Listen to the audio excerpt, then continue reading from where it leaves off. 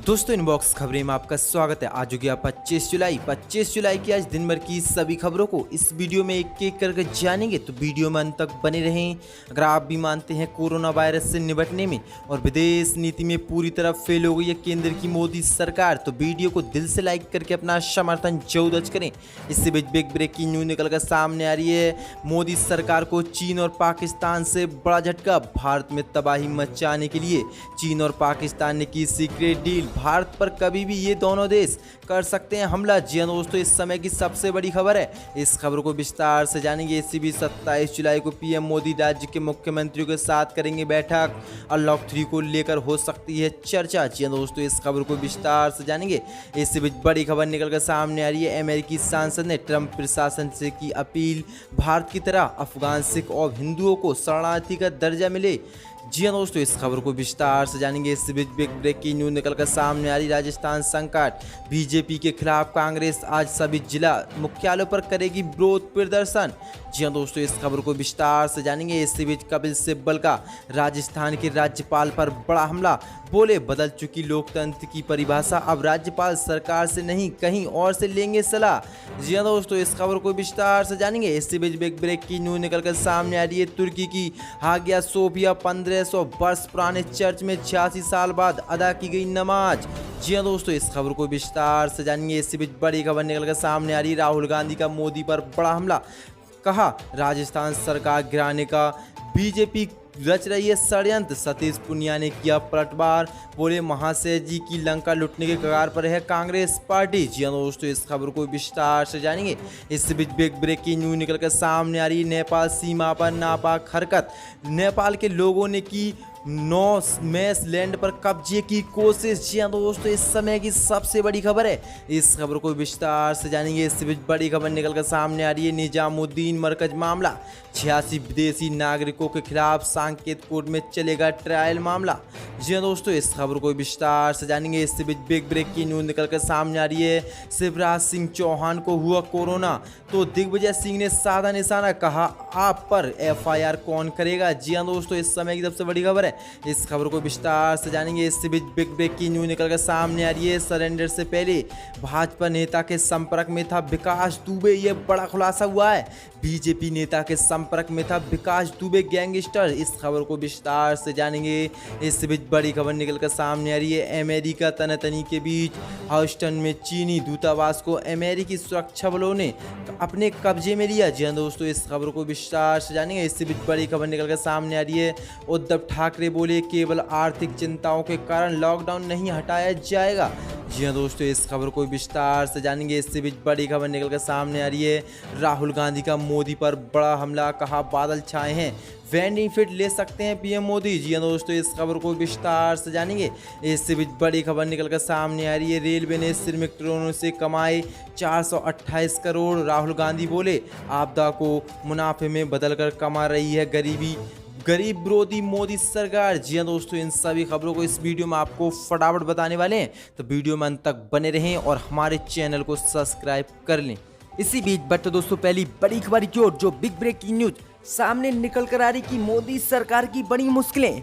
भारत में तबाही मचाने के लिए चीन और पाकिस्तान ने की सीक्रेट डील। जैविक युद्ध की भारत पर रच रहे हैं दोनों देश साजिश। जी दोस्तों, आपको बता दें कि भारत और चीन के बीच पहले ही तनाव बढ़ा हुआ है। अब इस बीच चीन ने पाकिस्तान के साथ 3 साल के लिए एक सीक्रेट डील की है और इसका उद्देश्य है कि भारत और अन्य पश्चिम देशों में कैसे जैविक युद्ध की साजिश रची जाए और इन पर हमला किया जाए। वहीं आपको बता दें कि चीन ने अब साथ मिलकर भारत और पश्चिम देशों में बर्बादी करने के लिए 3 साल की पाकिस्तान से सीक्रेट डील की है। वहीं एक रिपोर्ट में इसका खुलासा हुआ है। रिपोर्ट में ये बात भी सामने आई है कि चीन दुनिया की नजरों में खुद से हटाकर जैविक युद्ध के लिए पाकिस्तान को केंद्र बना रहा है। इसके मुताबिक वुहान के जिस लैब में कोरोना वायरस के निकलने का दावा अमेरिका कर रहा है, उसने पाकिस्तान के साथ मिलकर जैविक युद्ध की तैयारी चीन के साथ रचना शुरू कर दी है। निशाने पर भारत के अलावा पश्चिम देश जैसे अमेरिका भी हो सकते हैं। इन देशों को संक्रामक बीमारियों का निशाना बनाया जाएगा। चीन ने पाकिस्तान के वैज्ञानिकों को इस बारे में डाटा और दूसरी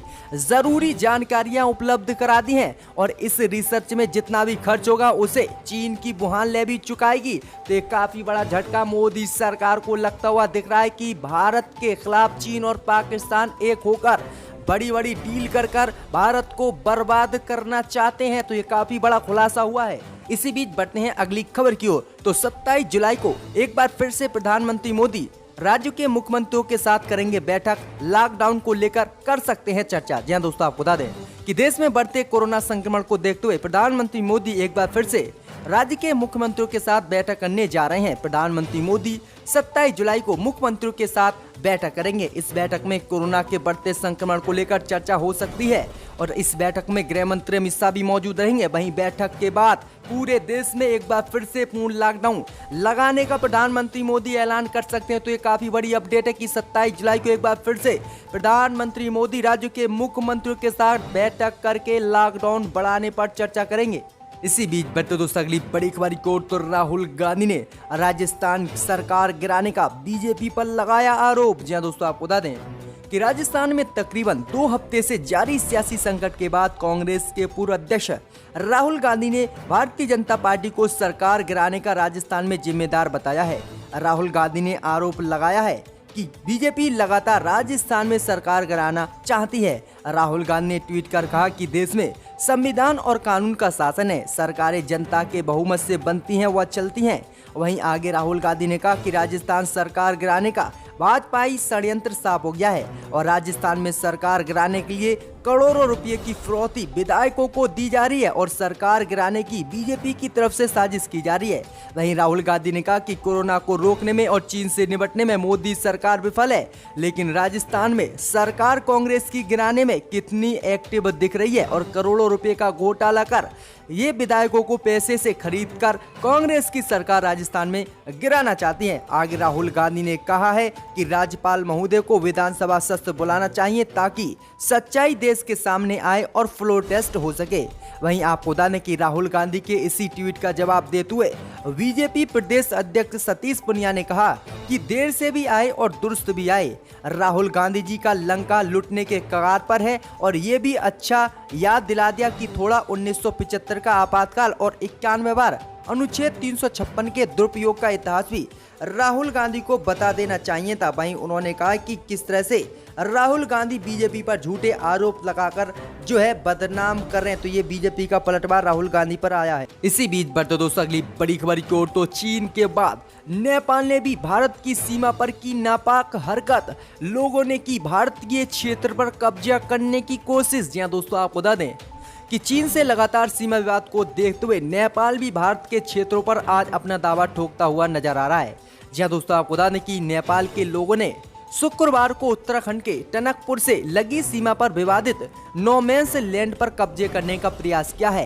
वहीं आपको बता दें कि इस पर नेपाल ने अपना दावा ठोक दिया, जिसके बाद मोदी सरकार की और मुश्किलें बढ़ गई हैं। एक तरफ चीन और अब नेपाल भी नए नए दावे भारतीय क्षेत्र पर ठोक रहा है। इसको लेकर इस इलाके में दोनों ओर से हंगामा भी हुआ है। जल्दी इस मुद्दे पर नेपाल और भारत के अधिकारी बात भी करेंगे।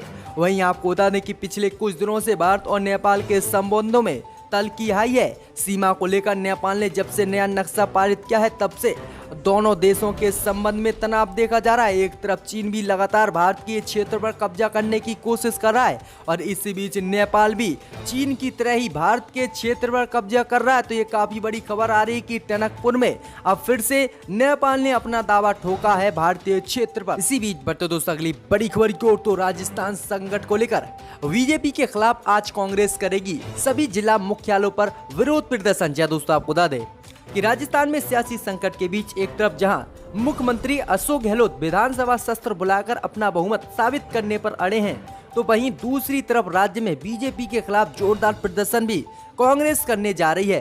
कांग्रेस पार्टी आज राज्य के सभी जिला मुख्यालयों पर भारतीय जनता पार्टी के लोकतंत्र की हत्या की साजिश के खिलाफ विरोध प्रदर्शन करने जा रही है। इससे पहले अशोक गहलोत ने शुक्रवार की देर रात कैबिनेट बैठक बुलाई थी। इस बैठक के दौरान विधानसभा सत्र की गहलोत सरकार की मांग को लेकर राज्यपाल कमराज मिश्रा की तरफ से पूछे गए 6 बिंदुओं पर चर्चा की गई थी।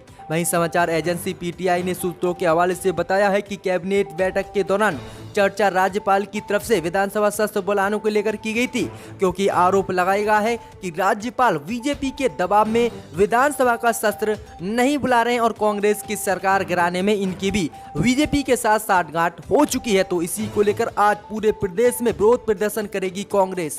इसी बीच बढ़ते दोस्तों अगली बड़ी खबर की ओर, तो अमेरिकी सांसद ने ट्रंप प्रशासन से की अपील, भारत की तरह अफगान सिखों एवं हिंदुओं को शरणार्थी का दर्जा मिले अमेरिका में। जहां दोस्तों आपको बता दें कि अमेरिका के एक सांसद ने अफगानिस्तान के सिखों एवं हिंदुओं को शरणार्थियों का दर्जा देने के लिए भारत की प्रशंसा की है और ट्रंप प्रशासन से इस युद्ध ग्रस्त क्षेत्र के सताए धार्मिक अल्पसंख्यक के लिए भारत जैसी ही व्यवस्था अमेरिका में करने की अपील ट्रंप प्रशासन से की है। वहीं आपको बता दें कि भारतीय विदेश मंत्रालय ने हाल ही में कहा था कि अफगानिस्तान में जिस तरह से धर्म के नाम पर हिंदुओं और सिखों के साथ हमले बढ़ते गए हैं और उनके साथ अत्याचार किया जा रहा है, और इसी सब को देखते हुए मोदी सरकार ने इन हिंदुओं और सिखों के लिए भारत आने के लिए वीजा उपलब्ध कराया और कहा कि आप भारत आकर रह सकते हैं और आपको नागरिकता संशोधन कानून के तहत थोड़े दिनों के बाद नागरिकता भी भारत की दे दी जाएगी और आप फिर अफगानिस्तान बिल्कुल ना जाएं। अब इसी को लेकर जो है अमेरिका की एक सांसद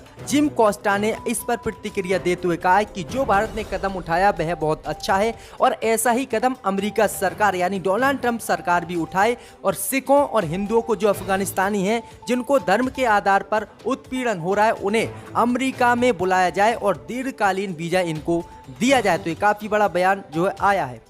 इसी बीच बढ़ते दोस्तों अगली बड़ी खबर की ओर, तो कपिल सिब्बल ने एक बार फिर से राजस्थान के राज्यपाल पर बोला हमला, कहा बदल चुकी है बीजेपी के आने के बाद लोकतंत्र की परिभाषा, अब राज्यपाल सरकार से नहीं बीजेपी से लेंगे सलाह। जहां दोस्तों आपको बता दें कि कांग्रेस नेता कपिल सिब्बल ने राजस्थान में चल रही सियासी हलचल को लेकर अपनी बात फिर से रखी है। शुक्रवार को उन्होंने कहा कि राजस्थान में कैबिनेट की बैठक हुई, उसमें फैसला लिया गया कि राजस्थान में विधानसभा का सत्र सोमवार को बुलाना चाहिए और फिर कांग्रेस जो है अपना फ्लोर टेस्ट करेगी और अपना बहुमत साबित करेगी। लेकिन उन्होंने कहा कि जब कैबिनेट सरकार से आग्रह कर रही है लेकिन फिर भी राज्यपाल इस बात को नहीं समझ रहे हैं और अपने संविधान के अधिकारों का दुरुपयोग कर रहे हैं और वहीं जो है सत्र नहीं बुला रहे हैं। उन्होंने कहा कि आज जब बीजेपी देश में राज कर रही है तो बीजेपी ने लोकतंत्र की परिभाषा को बदल दिया है, राज्यपाल सरकारें से सलाह नहीं लेंगे। आगे उन्होंने कहा कि अब राज्यपाल बीजेपी से सलाह लेंगे और बीजेपी जो कहेगी वही वह कहेंगे। आगे उन्होंने कहा कि इस देश में जो चुनी गई सरकारें हैं उसे राज्यपाल गिराने में बीजेपी की अब मदद करने लगे हैं। जिस दल को बहुमत है उसके कुछ लोग एक प्राइवेट चार्ट प्लान में बाहर से जाएंगे और वहां पर होटल में ठहरेंगे और वहां लेन देन की बात होगी और फिर सरकार को गिराएंगे। तो ये काफी बड़ा हमला बोला है कि अब देश में परिभाषा लोकतंत्र की बदल चुकी है। इसी बीच बढ़ते दोस्तों अगली बड़ी खबर की ओर, तो निजामुद्दीन मरकज मामले में 40 विदेशी नागरिकों के खिलाफ कोर्ट में चलेगा मुकदमा। जी दोस्तों आपको बता दें कि निजामुद्दीन मरकज मामले में 40 विदेशी नागरिकों के खिलाफ साकेत कोर्ट में मुकदमा चलेगा। अभी तक कुल 954 विदेशी नागरिकों को साकेत कोर्ट में पेशी हो चुकी है। इसमें से 908 विदेशी नागरिक जो निजामुद्दीन मरकज में शामिल हुए थे उन्होंने कोर्ट में अपनी गलती मान ली, जिसके बाद उन पर जुर्माना लगाते हुए वीजा नियमों और महामारी एक्ट के नियम से राहत देते हुए उन्हें जो है छुट्टी दे दी और जमानत दे दी। लेकिन आपको बता दें कि 40 विदेशी नागरिकों ने अपनी गलती मानने से इनकार कर दिया और उन्होंने कहा कि हम ट्रायल का सामना करना चाहते हैं। इसी को लेकर अब 40 विदेशी नागरिकों के खिलाफ कोर्ट में मुकदमा चलेगा। अगर ये जीतते हैं तब इन्हें जो है छोड़ा जाएगा, नहीं तो ये सजा काटेंगे। इसी बीच बढ़ते हैं अगली खबर की ओर, तो 1500 वर्ष पुराने चर्च में 86 साल बाद अदा की गई नमाज। जहां दोस्तों आपको बता दें कि टर्की में ऐतिहासिक चर्च रह चुकी 1500 वर्ष पुरानी इमारत हागिया सोफिया को मस्जिद में तब्दील करने के बाद शुक्रवार को यहां पहली बार जुमे की नमाज अदा की गई। इस दौरान हजारों नमाजियों के साथ तुर्की के राष्ट्रपति रजब तैयब अर्दोगान भी मौजूद रहे। उन्होंने ईसाइयों और मुस्लिमों के प्रतिष्ठित इस इमारत को 86 वर्ष बाद एक बार फिर से मस्जिद बनाने का हाल ही में ऐलान किया था और इसके बाद आज रजब तैयब अर्दोगान ने जुमे की नमाज इस मस्जिद में पढ़ी और 86 साल बाद पहली बार जुमे की नमाज इसमें अदा की गई है। 1500 साल पहले यह चर्च हुआ करता था जो एक ऐतिहासिक था।